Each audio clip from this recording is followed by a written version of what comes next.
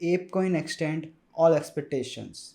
Meta takes a dent, and Edward Snowden reveals that he was one of the six original Zcash creators. My name is Anuj, and this is your nightly crypto news wrap up. Let's get it. A project turns ahead when it pumps parabolically, despite Bitcoin and other of the alts fighting to hold support level. Attention goes where the money flows, and that has without a doubt been the case for ApeCoin this year. It always didn't look this promising with the apes, and they did spend plenty of time swimming the charts, no pun intended. In March alone, the coin suffered through two heavy correction and some of their user base banana split. Be happy if you stayed because one certain news stories broke. The crypto world learned that ape aren't monking around.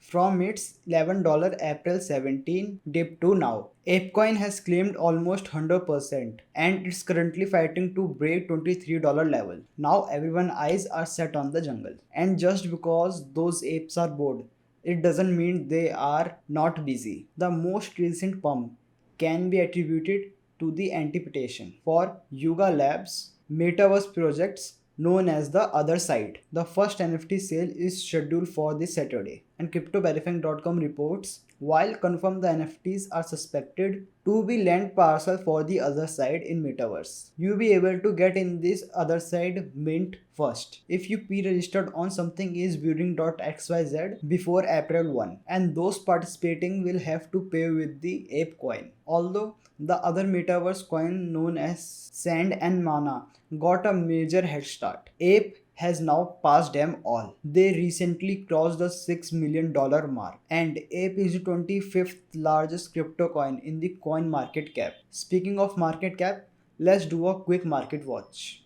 Alright, here we are on coinmarketcap.com. On the day, Bitcoin is up 1.6% and coming at $39,805, trying to break back over 40k. And we got Ethereum up 1.82%. Tether is still sitting it at $1. BNB up 4% on the day, still up $400 at a cool of $406. Alright, for the biggest gainers of the day, we got ApeCoin up about 25% on the day, almost 70% over from the last 7 days, coming in at $24.36. Be sure to check this out on Saturday what this coin does. Alright, next we got Scalar Network. It's 90 cent, up 22% on the day, almost 23. PancakeSwap got 10% up, coming in at $8.29. Alright, for the biggest losers of the day, ZRX almost down 8%, sitting at 81 cent. Secret did had a big day yesterday, but it has retraced since, down about 5.5%, coming in at $4.42. AMP down 4% at 2 cent right now. Now back to the news. Mark Zuckerberg's Meta taken a big hit. Reality Nav, formerly known as Facebook, Oculus have been dumping big money into their VR metaverse endeavor, and this Q1 earring were posted on Wednesday, and it turns out they didn't earn anything from it at all. In fact, Verity Lab posted out $2.9 billion of loss in Q1 this year. In response to this, Zuckerberg remains optimistic. He stated, I recognize it's expensive to build this. It's something that never been built before, and it's a new paradigm for the computing and the social connections. We expect to be meaningful, better than a monetization than other in the space, and we accept that should become a sustainable advantage for our platforms as they develop. Reality Lab did pocket just shy of $700 million, selling things like VR headsets. But that's a drop in a bucket compared to $2.9 billion.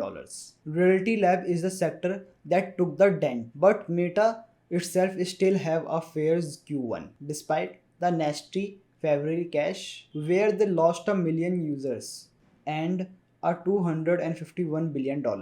Meta Q1 total revenue was still $28 billion in the green. I expect Zuck and the team to kick in into overdrive for the rest of the year, considering they are at the small font in the bottom of the page. While Allen controlling the headlines, I am not the biggest Zuckerberg's fan, but I do respect his willingness to continue to invest in the space after taking a big hit. I don't respect that they have a plan to take 50% of the cut on their virtual assets in the metaverse. Edward Snowden blew the whistle on the government surveillance in 2013 and is still on this day living under the radar.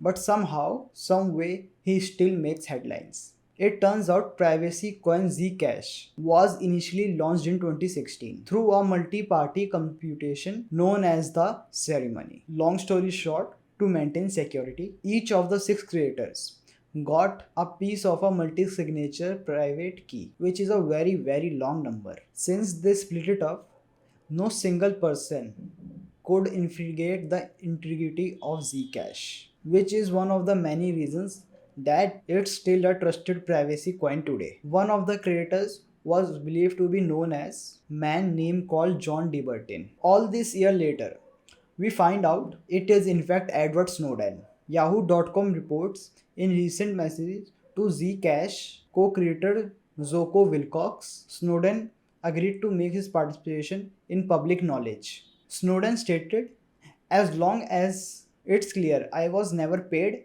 and never had. It was just a public interest thing. I think you can tell people if have Snowden taught us anything is that privacy should be priority. Before he blew the whistle, he could have kept it zipped up and went on with his life. But he couldn't live with himself, knowing that the government have spying on everyone for our own good. To see the sacrifice he has made in the name of privacy should really make people think about why privacy forever should be viewed as an inalienable right. When you really think about it, it's not much of a surprise to me that he was behind Zcash after all.